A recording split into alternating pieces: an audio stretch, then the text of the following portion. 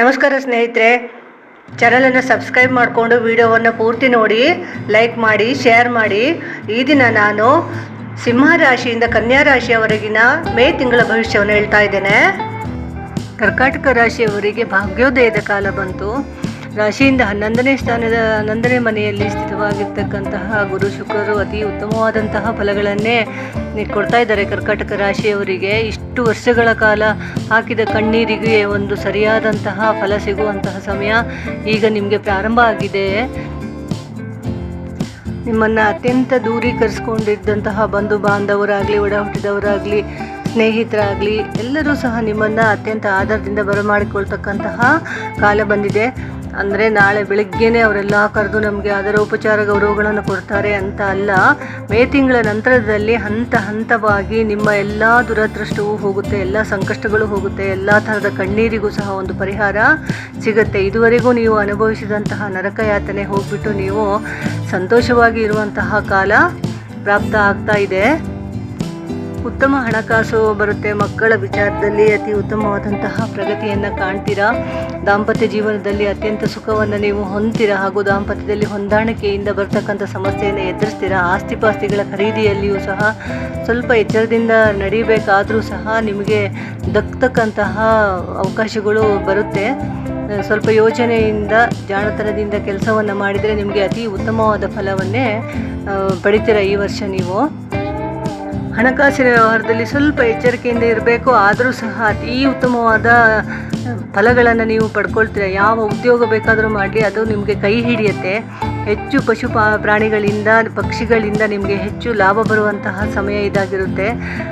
ವ್ಯವಸಾಯದಲ್ಲಾಗಲಿ, ವ್ಯಾಪಾರದಲ್ಲಾಗಲಿ, ಕೆಲಸದಲ್ಲಾಗಲಿ, ಉದ್ಯೋಗದಲ್ಲಾಗಲಿ, ಯಾವುದೇ ರಂಗಕ್ಕೆ ಹೋದರೂ ಸಹ ನಿಮಗೆ ಅತಿ ಉತ್ತಮವಾದಂತಹ ಶ್ರೇಯಸ್ಸು ಸಿಗುತ್ತೆ. ಗುರುಬಲವೂ ಸಹ ನಿಮಗೆ ಇರೋದ್ರಿಂದ ಮದುವೆ ಮುಂಜಿ ಶುಭ ಕಾರ್ಯಗಳು ಮನೆಯಲ್ಲಿ ನಡೀತಕ್ಕಂತಹ ಸಂದರ್ಭಗಳು ಒದಗಿ ಬರ್ತವೆ. ಮನೆಯಲ್ಲಿರ್ತಕ್ಕಂತಹ ಕ್ಲೇಶ ನಾಶ ಆಗುತ್ತೆ, ಮನೋವಿಕಾಸ ಆಗುತ್ತೆ, ಮನಸ್ಸಿಗೆ ಉಲ್ಲಾಸ ಇರುತ್ತೆ. ಸದಾಕಾಲ ನೆಮ್ಮದಿಯಿಂದ ಕೆಲಸ ಕಾರ್ಯಗಳನ್ನು ಮಾಡ್ತಕ್ಕಂತಹ ಸಮಯ ಬರ್ತಾ ಇದೆ. ಮೇ ತಿಂಗಳಿಂದ ಹಂತ ಹಂತವಾಗಿ ನೀವು ಡಿಸೆಂಬರ್ವರೆಗೂ ಅತಿ ಉತ್ತಮವಾದ ಕಾಲವನ್ನೇ ಕಾಣ್ತೀರಾ. ಆದ್ದರಿಂದ ಶ್ರೀದೇವಿಯ ಪೂಜೆಯನ್ನು ನೀವು ಸದಾಕಾಲ ಮಾಡ್ತಾ ಮನಸ್ಸಿನಲ್ಲಿ ಧ್ಯಾನಿಸ್ತಾ ಇದ್ದರೆ ಇನ್ನಷ್ಟು ಉತ್ತಮ ಫಲಗಳನ್ನು ಪಡಿತೀರಾ. ಗುರುವಿನ ಸ್ಥಾನಪಲ್ಲಟದಿಂದಾಗಿ ಸಿಂಹರಾಶಿಯವರಿಗೆ ಸ್ವಲ್ಪ ಕೆಲಸ ಕಾರ್ಯಗಳಲ್ಲಿ ಹಿನ್ನಡೆ ಆಗುತ್ತೆ. ಸಾಧಾರಣವಾಗಿ ಸಿಂಹರಾಶಿಯವರು ಅವರ ಮನಸ್ಸಿಗೆ ಏನು ತೋಚುತ್ತೋ ಅದನ್ನು ಪಡೆದೇ ತಿರ್ತಕ್ಕಂಥ ಹಠವಾದಿಗಳು ಅಥವಾ ಛಲವಾದಿಗಳು ಆಗಿರ್ತಾರೆ. ಏನೇ ಕಷ್ಟ ಬಂದರೂ ಸಹ ಅವರು ಎಣಿಸಿಕೊಂಡಿದ್ದನ್ನು ಅವರು ನಡೆಸ್ತಾರೆ ಮತ್ತು ಪಡ್ಕೊಂಡೇ ಇರ್ತಾರೆ. ಅದಕ್ಕಾಗಿ ಅವರು ಕಷ್ಟ ಶ್ರಮಗಳನ್ನು ಹಾಕಿರ್ತಾರೆ.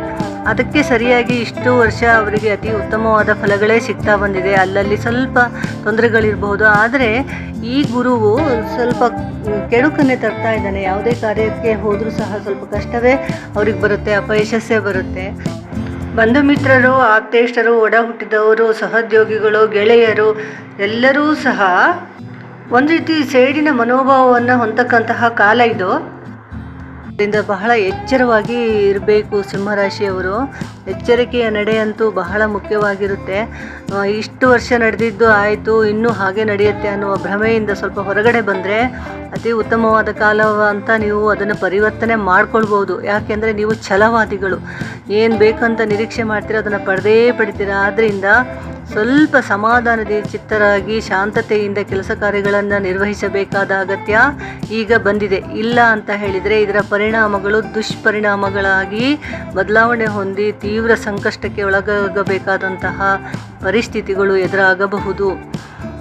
ಸಿಂಹರಾಶಿಯವರು ಮೊದಲನೆಯ ಬಾರಿಗಾಗಿ ಮಾಡಬೇಕಾದ ಕೆಲಸ ಏನು ಅಂದರೆ, ಮೊದಲು ಜನ್ಮಜಾತಕವನ್ನು ನುರಿತ ಜ್ಯೋತಿಷಿಗಳಲ್ಲಿ ತೋರಿಸ್ಕೊಳ್ಬೇಕು.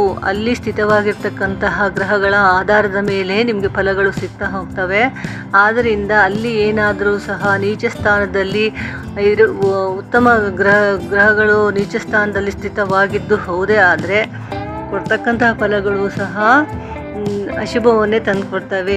ಉಚ್ಚ ಸ್ಥಾನದಲ್ಲಿ ಅವು ಸ್ಥಿತವಾಗಿದ್ದರೆ ಆಗ ಉಂಟಾಗ್ತಕ್ಕಂತಹ ಪರಿಣಾಮಗಳೇ ಬೇರೆ. ದಲ್ಲಿ ಸ್ಥಿತವಾಗಿರುವ ಅಶುಭ ಗ್ರಹಗಳು ಶುಭವನ್ನೇ ತಂದುಕೊಡ್ತವೆ. ಆದ್ದರಿಂದ ಜನ್ಮಜಾತಕದಲ್ಲಿ ಗ್ರಹಗತಿಗಳು ಹೇಗಿರ್ತಾವೋ ಅದರ ಮೇಲೆ ಸಹ ನಿಮ್ಮ ದಶಾಭುಕ್ತಿಗಳನ್ನು ಗಮನಿಸಿಕೊಂಡು ಕಾರ್ಯಗಳನ್ನು ನೀವು ಮಾಡಲೇಬೇಕಾಗುತ್ತೆ. ಯಾವ ಕಾರಣಕ್ಕೂ ದುಡುಕಿನ ನಿರ್ಧಾರವನ್ನು ತಗೊಳ್ಳೋದು ಬೇಡ. ತಗೊಂಡ್ರೆ ಪರಿಣಾಮಗಳು ವಿರುದ್ಧವಾಗ್ತವೆ. ಆದರೆ ಇನ್ನುಳಿದ ಹಾಗೆ ಮಾಡ್ತಾ ಹೋದರೆ, ಮನಸ್ಸಿಟ್ಟು ಕೆಲಸವನ್ನು ಮಾಡ್ತಾ ಹೋದರೆ ಸಾಂಸಾರಿಕ ಜೀವನವಾಗಲಿ, ಮಕ್ಕಳ ಬಗ್ಗೆ ಆಗಲಿ, ಉದ್ಯೋಗ ರಂಗದಲ್ಲಾಗಲಿ, ವ್ಯಾವಹಾರಿಕವಾಗಿ ಆಗಲಿ ಯಾವುದೇ ತೊಂದರೆಗಳು ನಿಮ್ಮನ್ನು ಬಾಧಿಸೋದಿಲ್ಲ. ಮಾಡಬೇಕಾದ ಕಾರ್ಯವನ್ನು ಮನಸ್ಸಿಟ್ಟು ತಾಳ್ಮೆಯಿಂದ ಮಾಡಬೇಕು. ಮಾತುಕತೆಯಲ್ಲಿ ಬಹಳ ಎಚ್ಚರವನ್ನು ಇಟ್ಕೊಂಡಿರಬೇಕು. ಸದಾಕಾಲ ನೀವು ದುರ್ಗಾಮಾತೆಯ ಪೂಜೆಯನ್ನು ಮಾಡಿದರೆ ಹಾಗೂ ಸುಬ್ರಹ್ಮಣ್ಯ ಸ್ವಾಮಿಯ ಆರಾಧನೆಯಿಂದ ನಿಮಗೆ ಬರುವ ಕಷ್ಟಗಳು ನಿವಾರಣೆ ಆಗ್ತವೆ. ವಿಡಿಯೋವನ್ನು ನಿಮ್ಮೆಲ್ಲ ಸ್ನೇಹಿತರಿಗೂ ಶೇರ್ ಮಾಡಿ. ಇನ್ನೊಂದು ವಿಡಿಯೋದೊಂದಿಗೆ ಬರ್ತೇನೆ. ನಮಸ್ಕಾರ.